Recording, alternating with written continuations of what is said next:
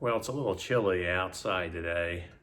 We're making this video January 6, 2021 for a class coming up later in the when the semester starts shortly. And this is a class E, which is to look at the Maxwell equations in differential form.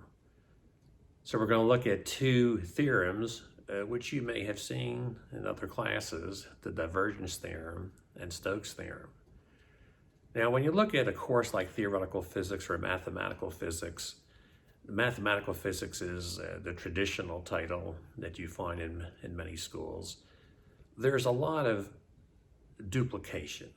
In other words, it's like saying, let's take a semester, a course, and focus on mathematical methods, theoretical concepts, in our case, and take our time to look at these things from a new point of view and master them.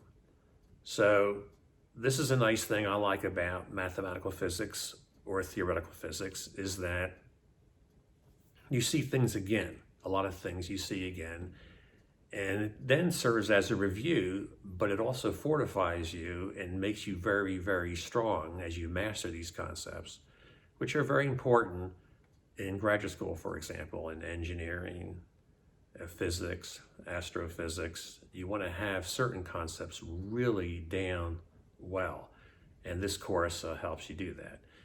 So we'll be looking at the Maxwell equations in differential form.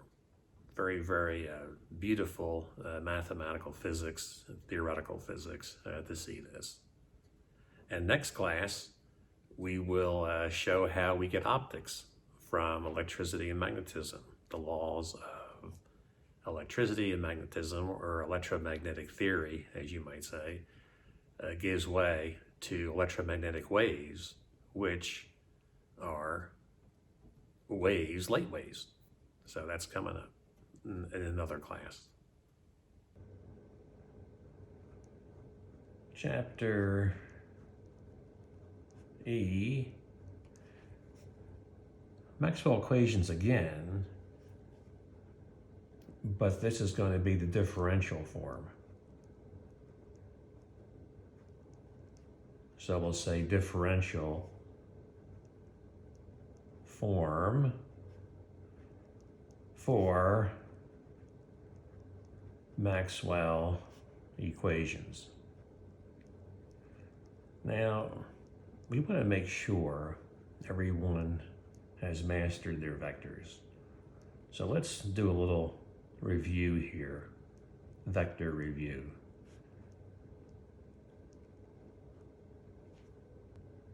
A scalar is something with just a magnitude, like temperature. Say something like 20 degrees Celsius. A vector has magnitude and direction.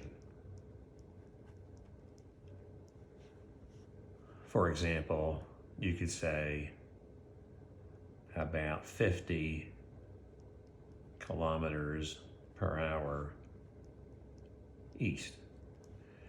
Now, if you just said 50 kilometers per hour by itself, that would be the magnitude. So while we designate a scalar with just a symbol, like a letter, a variable, for the vector, what we do is we put a little arrow on the top. And then we have unit vectors, I hat, say in the x direction,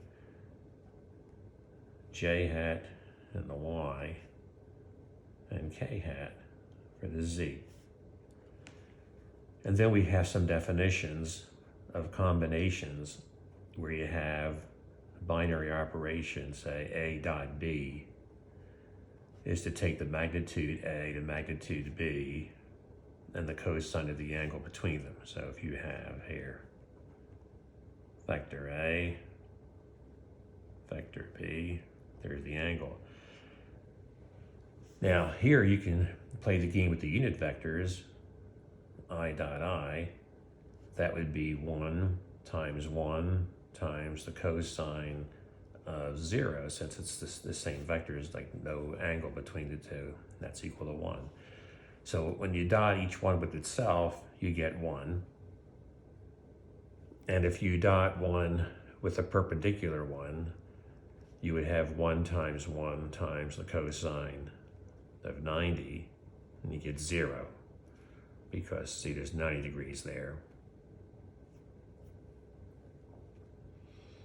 This is the dot product, and then the cross product,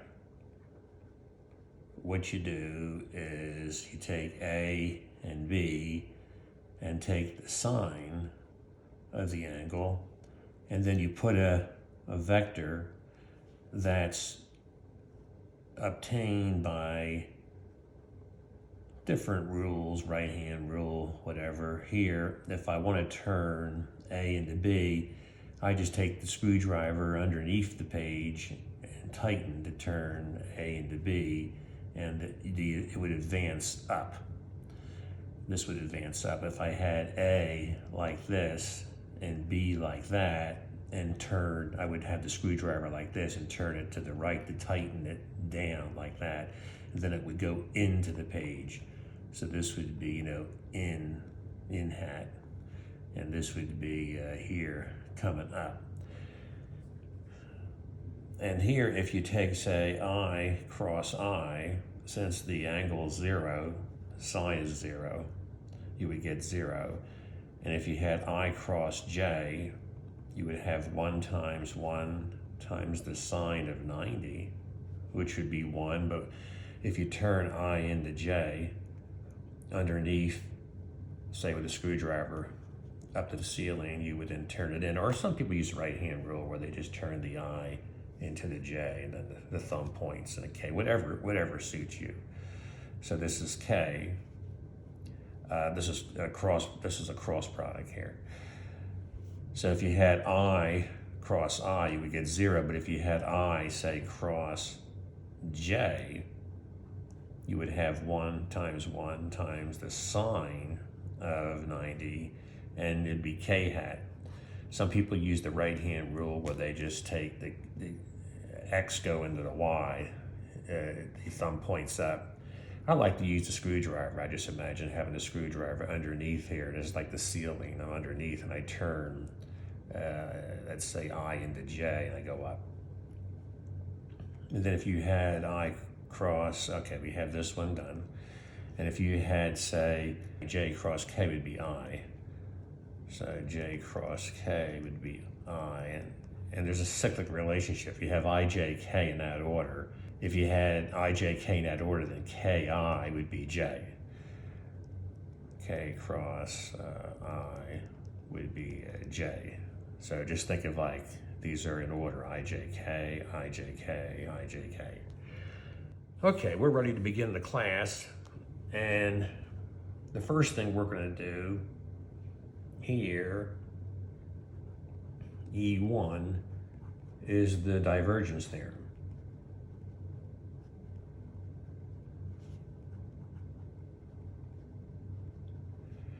And that's going to handle dealing with something like this, which is a form that appears in a Maxwell equation. So we do a very, very simple case. And for the simple case here, we have, say, X, Y, and the Z axis. And we're going to form here a cube. We make ourselves a cube.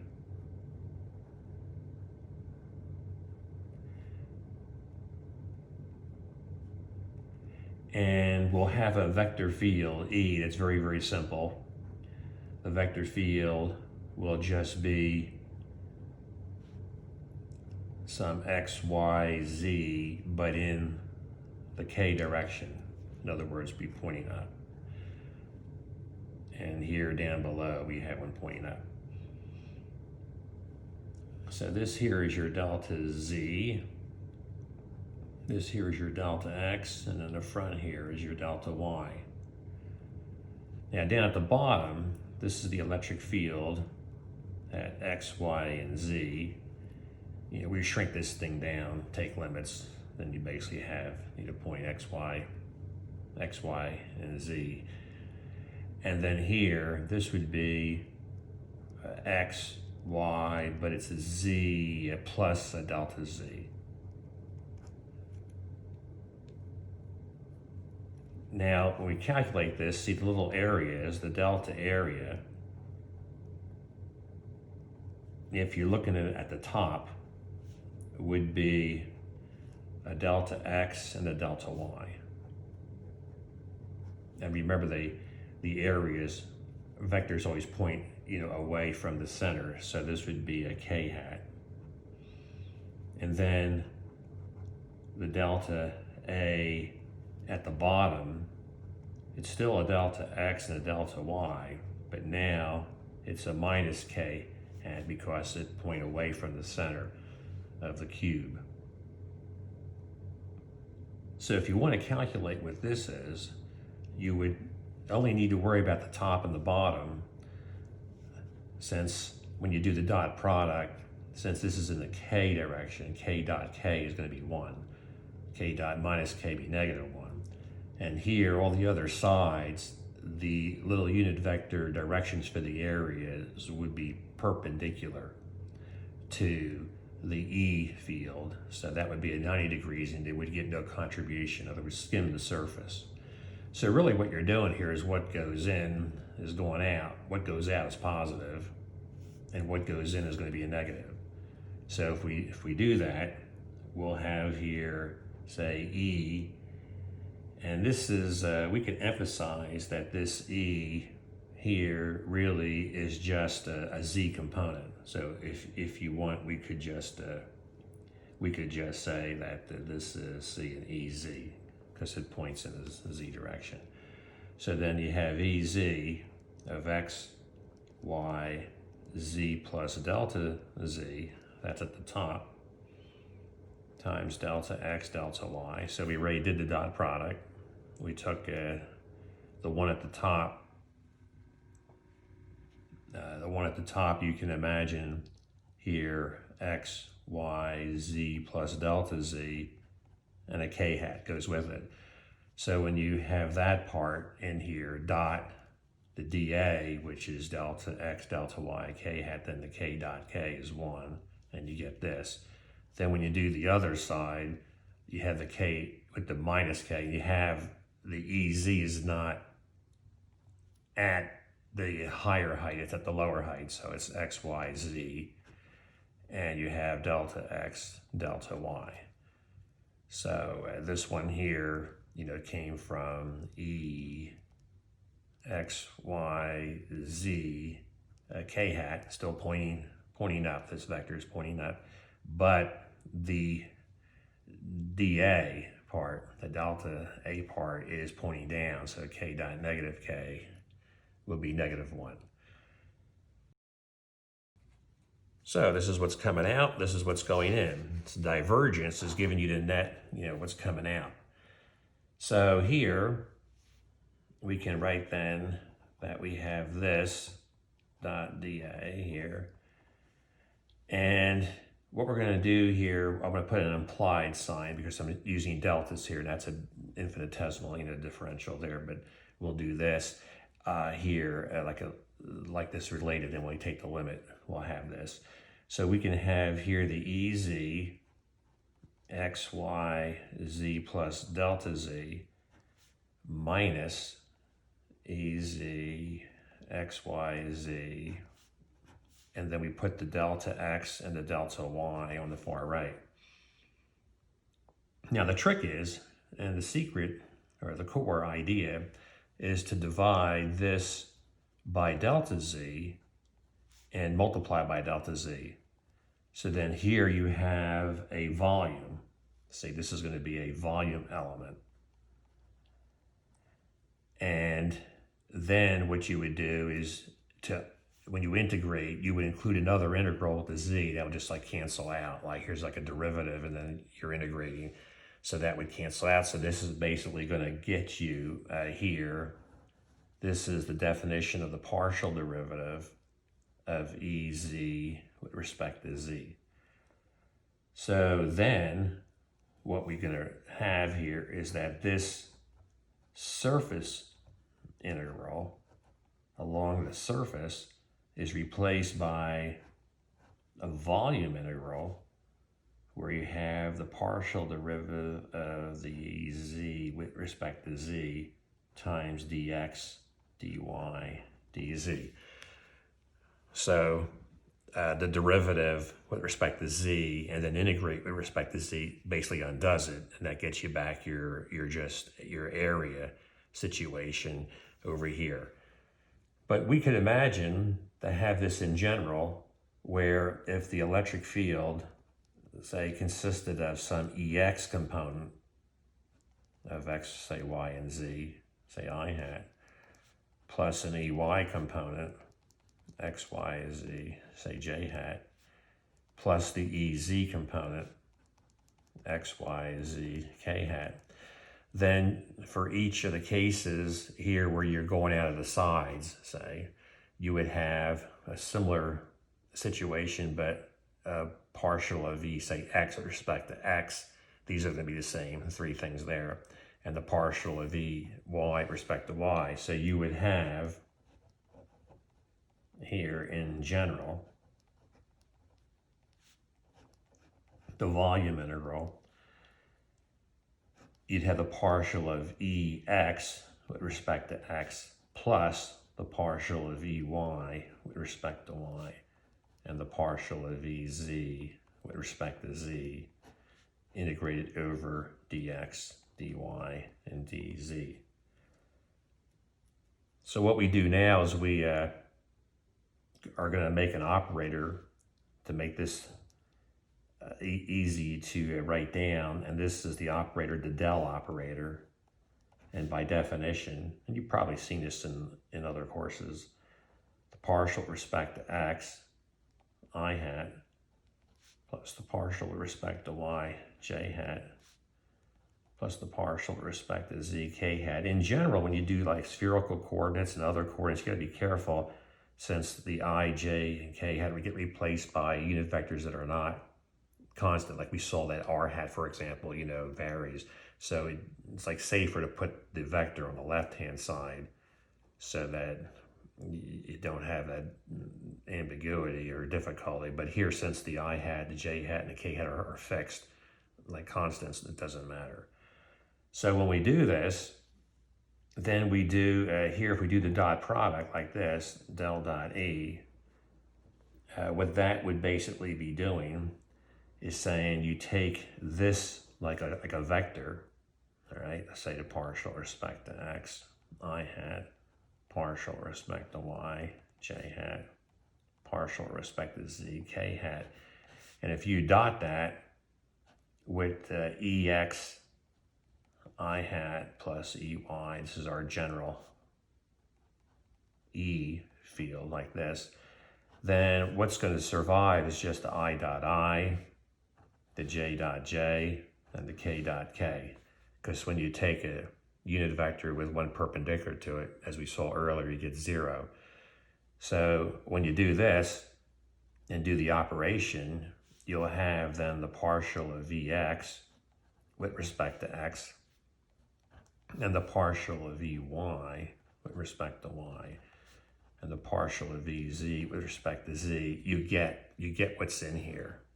So that is conveniently written as del dot E.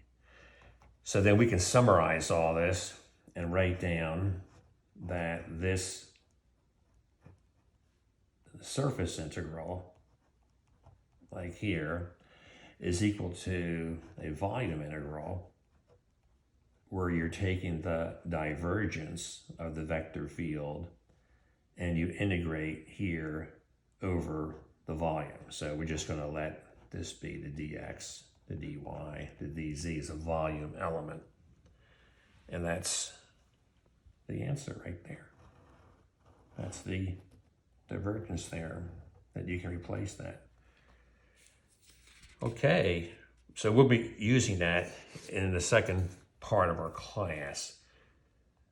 The next thing to do is E2 Stokes Theorem. Now, Stokes Theorem handles this kind of a situation which we encountered in the Maxwell equations.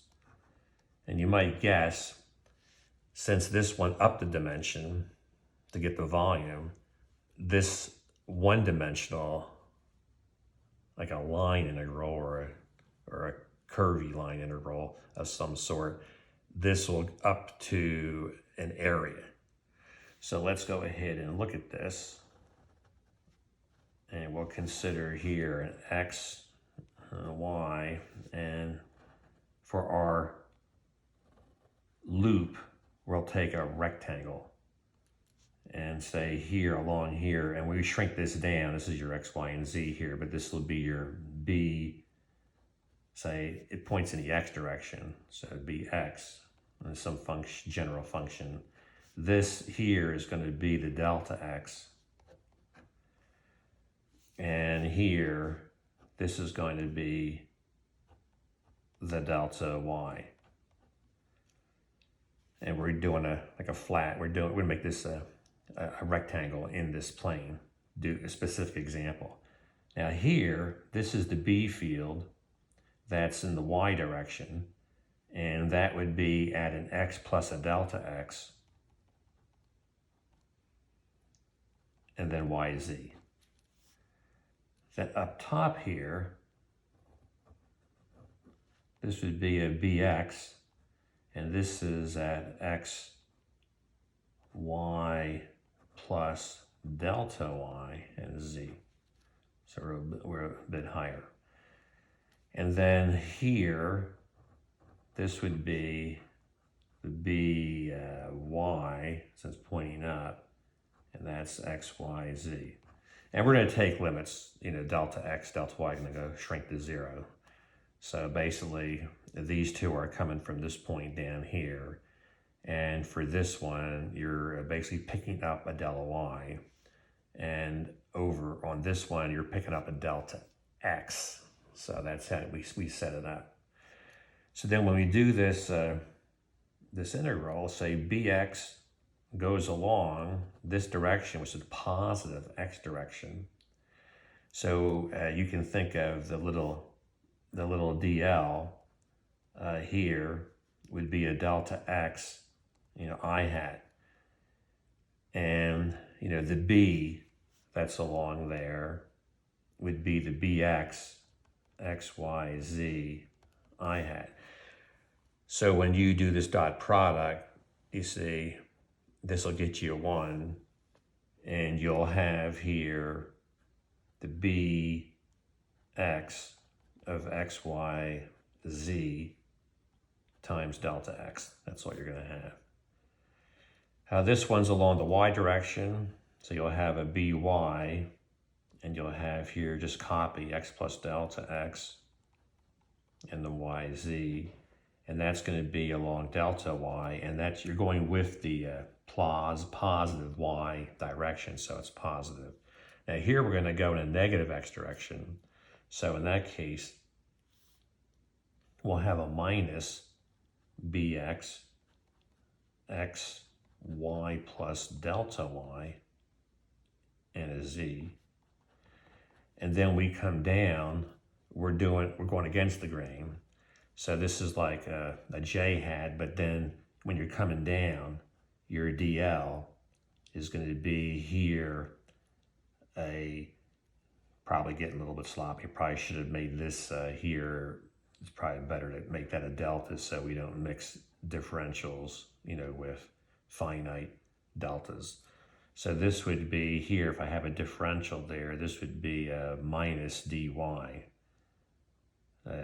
minus dy, and then j hat, coming down. So when you then do the dot product, this is going up, this is going down, get the negative sign. But it's probably just common sense. Here I'm going in the positive x direction, so it's this times delta x. Here it's this times delta y. Here it's going to be this one with a minus delta x, and this one here with a minus delta y. It's just easier just do it that way.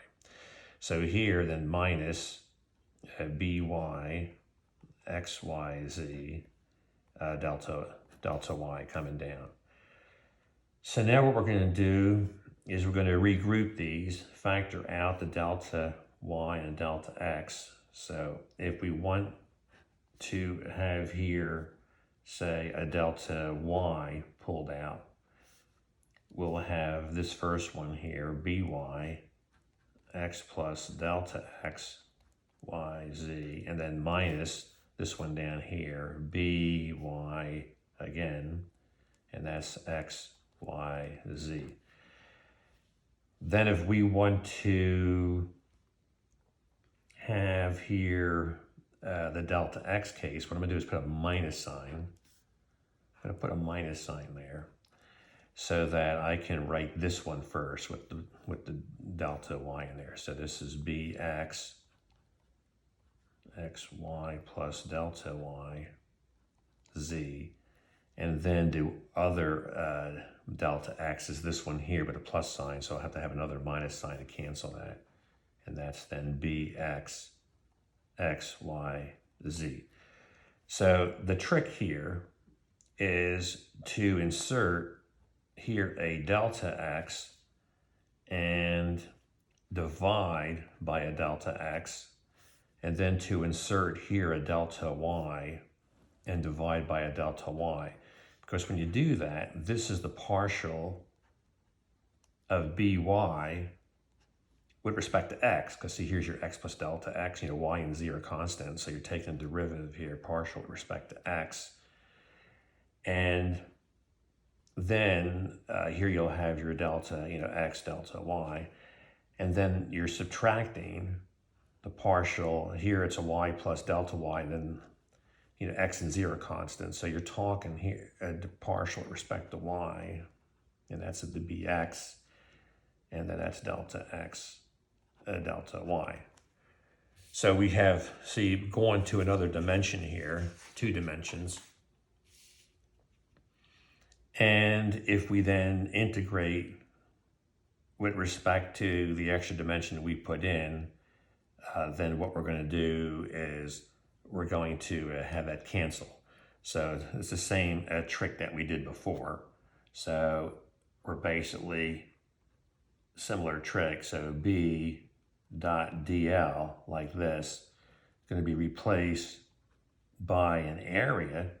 And this is not an enclosed area. This would be, this area is like a flat area. It's like here, it doesn't close in on itself. And that would be here, the partial of by with respect to x minus bx with respect to y. So that would be it. And we have here dx dy, which we can, replace with a little dA. All right, now it's helpful to go back and look at the cross product, the way cross products work. If you have A cross B, then what you would have is you would have an AX I hat plus an AY J hat plus an AZ K hat. And then you would cross that with BX I hat, BY J hat, and BZ K hat. So when you do this cross product, remember when I with I is going to get you 0, because remember, if you take a cross product, you want the sine of the angle, and that's 0 is going to get you 0. So when you have IJ, remember the cyclic rule, that's going to give you a K.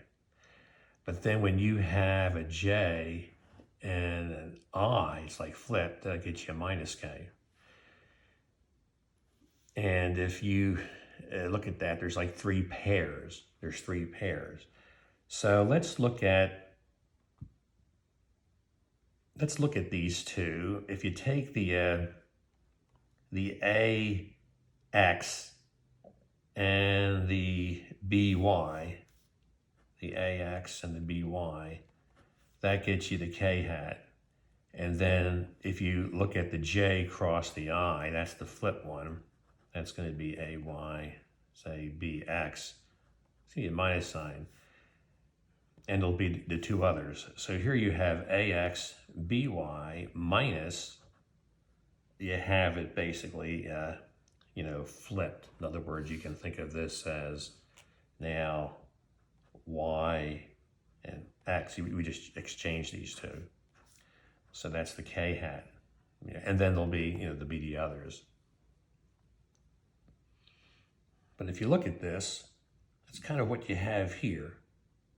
You have, see, the x and y flipped, and you have the minus sign in there. So here, if we were to look at, say, del cross b, then we would have the situation partial with respect to x. It's a similar situation. I hat partial with respect to y, j hat partial with respect to z, k hat, and that would be cross, and then we just copy the b one down again, like this. All right. And, I cross j would get you the k, like we saw earlier, and then when you did the j with the I, that's going to get you to minus k. So let's look at the one that gets to the plus k. It would be the partial with respect to x of the by. And then this other one that's going to get you the minus sign is the partial of bx with respect to y. And that is exactly what you have here. See, and that is going to get you the z component, because see, the del cross b is a vector. You're going to have a vector.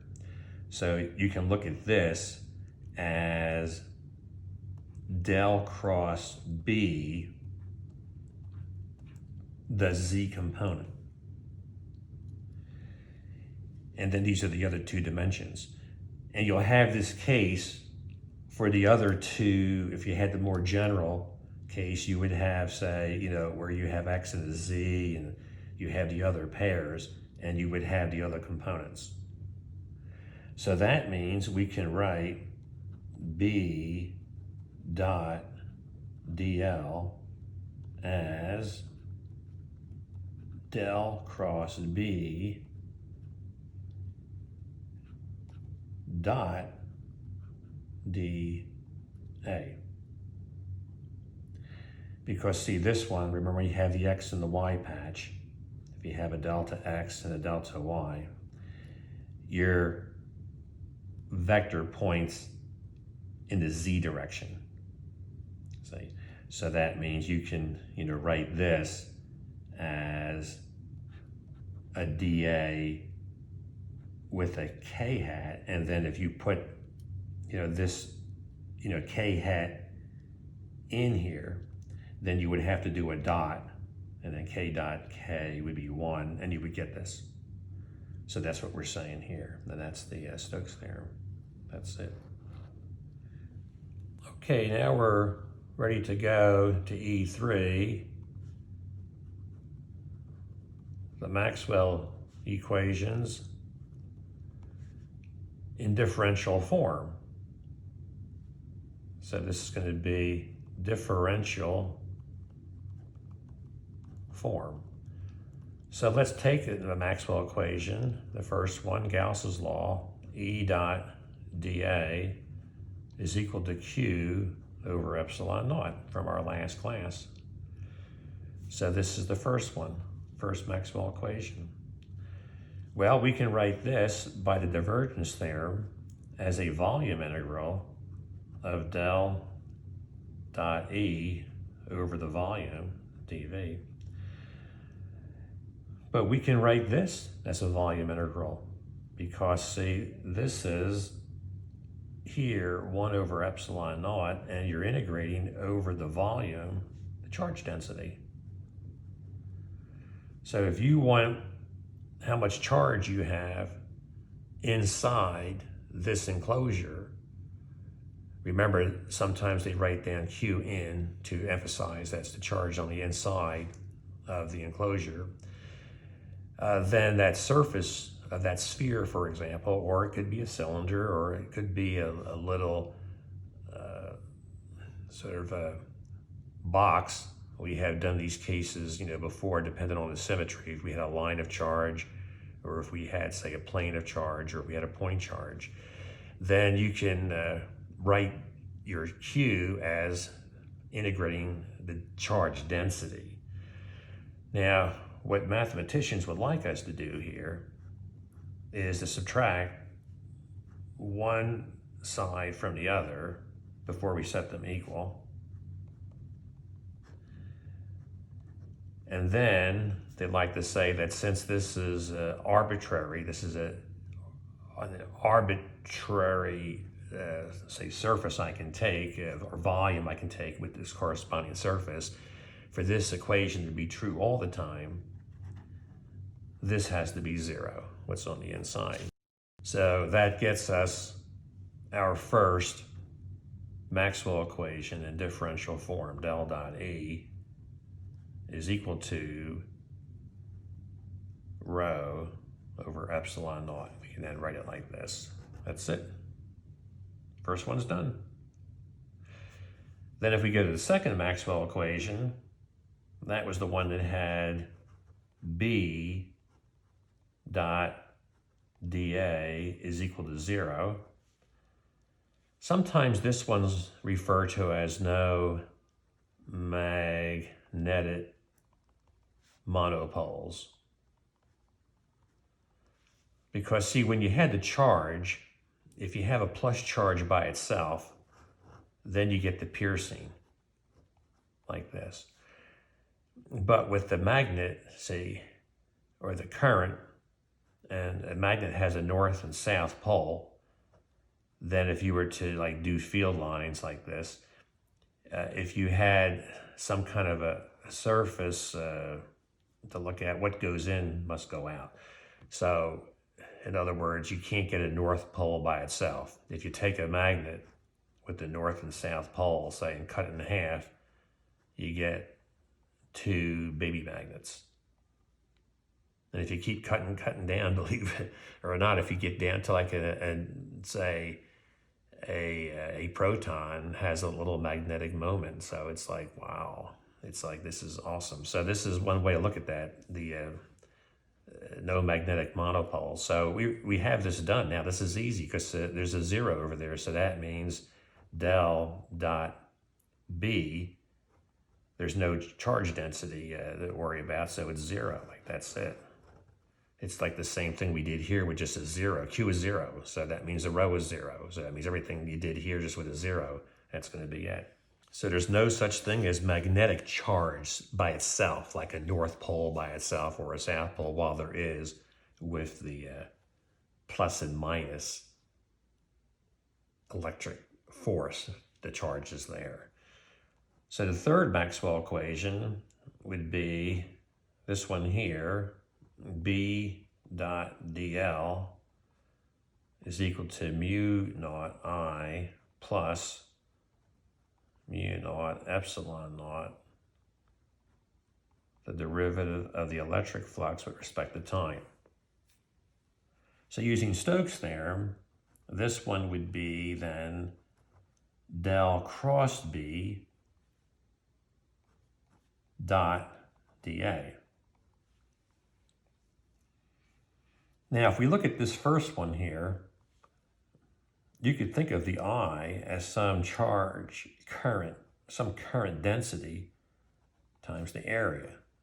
So we have, say, something like this, and there's a current I going through there, but this is like the density, like the current per area. Then if you integrate over the area, you get the total current. So we can write this like that. And we can write this then as this area here, and we can put a direction to the J, the density there, and dot it with the area, which will point in the same direction, and that'll get you your I. So it's a current density. So it's how much current, per area and moving in a direction. Now this other one over here, this is no problem because this one is an integral already. See, this one is the electric field times the area. In general, that would be just some kind of integral over the area of E dot dA. See? And that would get you the flux. So if you have some area and you have electric field, let's say electric field's going like this, and then if you had some area, you would have a flux. If you had this, say, area like tilted so it was lined up like this, then there'd be no area for this to pierce through. So you want the dot product, say. So this area would have a little unit vector pointing out, and this electric field, and if it's lined up, then you get this. So you can write these as dot products. So when you do that, then you have this nice equation, del cross B dot dA, and that's going to equal mu naught. We're just going to hit, this is your I. Just go ahead and put this one in here. This is a J dot dA. And then for the other one, you want this mu naught epsilon naught, and then you want the derivative here of this thing. So this is E dot dA. So now we play the same game. We're going to do the subtraction. But before we do that, we could bring this, since this E does refer to variables X, Y, and Z and T, we may look at this as a partial of the E field with respect to T. That would be kind of nice to do that, to acknowledge that the E is a function of X, Y, and Z and T, all right? So then we're ready to do the subtraction to get here del cross B like this minus the mu naught J minus the mu naught epsilon naught, the partial of E with respect to T, and that's all dotted with the dA. Just simply bringing everything on the left-hand side. And since this is arbitrary, to get this to be 0 all the time, this has to be 0. And if that is 0, then we get our result. Del cross B is mu naught J, the current density, plus mu naught epsilon naught, the partial derivative of E with respect to T. The third Maxwell equation. And now we're down to the last one. And the last one is very, very easy, because the last one, if you recall from our last class, E dot dL was simply minus the magnetic flux change. So it's actually simpler. We're just going to have like this piece here and no current density. So what's going to happen here is that del cross E is going to be minus the partial of B with respect to time. And you can see that very easily, because if you come up here, you have no J. J is gone. And here you have a -1 instead of this stuff. You have a -1. So if you have a -1 instead of that stuff, then this becomes a -1, and the E is being replaced by the B. So that's it. Replace the E with the B and make that stuff a -1, like you're finished. Like that's it. So there are the four Maxwell equations. Here they are, side by side. The integral form, usually introduced in an introductory physics class, and then a more advanced form in an upper level physics course, like your electromagnetic theory course if you take that. Some of you are taking that now with Dr. Booker. Then you may see this, an more advanced form, the four Maxwell equations. The last thing I'd like to do here is comment a little bit more on the Dell operator, the uses of the Dell operator. So the operator is defined to be, and I'll put the I hat on the left here, the unit vector is on the left. So this is the operator. It wants to operate on something. Like here, it wants to take derivatives of something. So one thing you could do is apply this to a scalar and promote the scalar to a vector. So say you have some scalar function, phi, which is a function of x, y, and z. It could be the temperature in the room.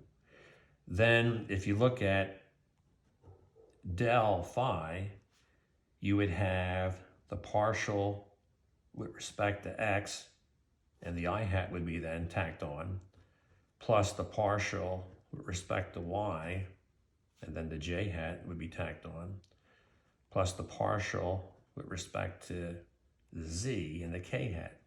And this is the gradient. This is where the temperature is changing. If this is the t, it's the partial of t with respect to x in the x direction. How's the temperature changing?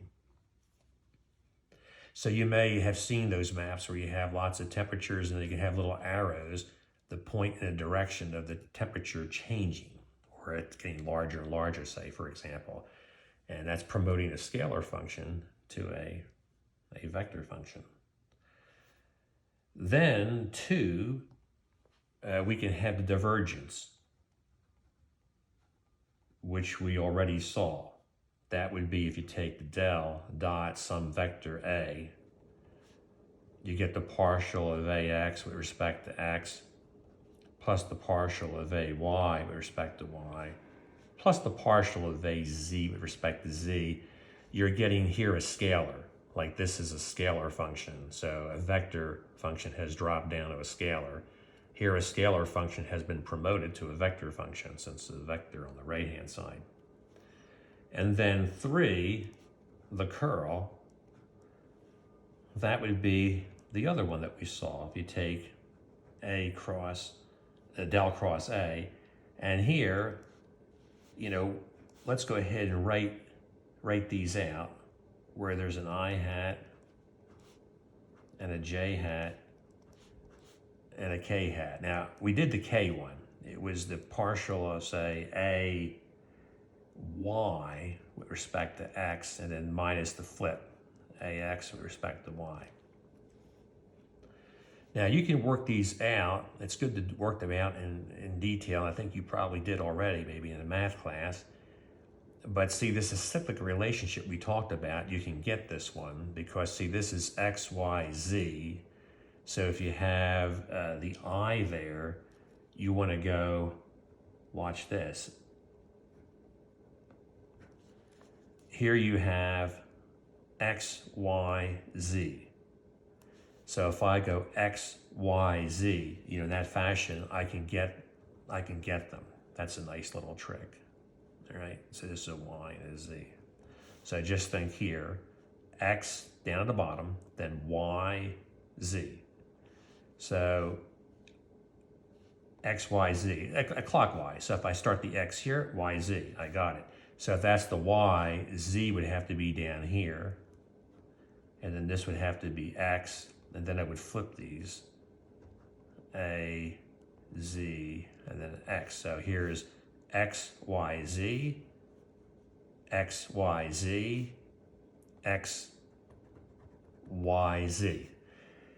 Now I'm fond of a way that my math teacher taught me this, using here determinant idea. So if you take this, the math teacher set up the I hat the j hat and the k hat like this. And here we have the partials like this. And then we have the ax, the ay, and the az. So what you do here is like you look at this, say, the I one first, and then focus your attention on, you cross these out and you look at these, and you then operate like this way and subtract that one. So that's the partial of a z respect to y minus, and see it flips. You don't even have to look at it, just flip them like that. See, and that's what this is. Then the next one, this is a plus minus plus when you work with determinants. So you would put a minus j hat, and then you would do these here. So you would have the partial of a z with respect to x, and then subtract the partial of ax. You just basically swap these. And if you look here, the minus sign with the z one, see that's this one, and the plus sign with the ax one is this one. So that gets that one. And then for the k hat, since this is plus minus plus when you do determinants, then you have, you cross out these and you work with these two. This is the partial of a y with respect to x, and then just like flip them. Just put the x up there and a y down there. Or you can look over here, the partial with respect to x, and then the partial with respect to y when you come on down here. Always put the derivative, first on the left-hand side. And this is yx, see, there's the yx, and there's the xy with the minus sign. It checks out. So that's cool.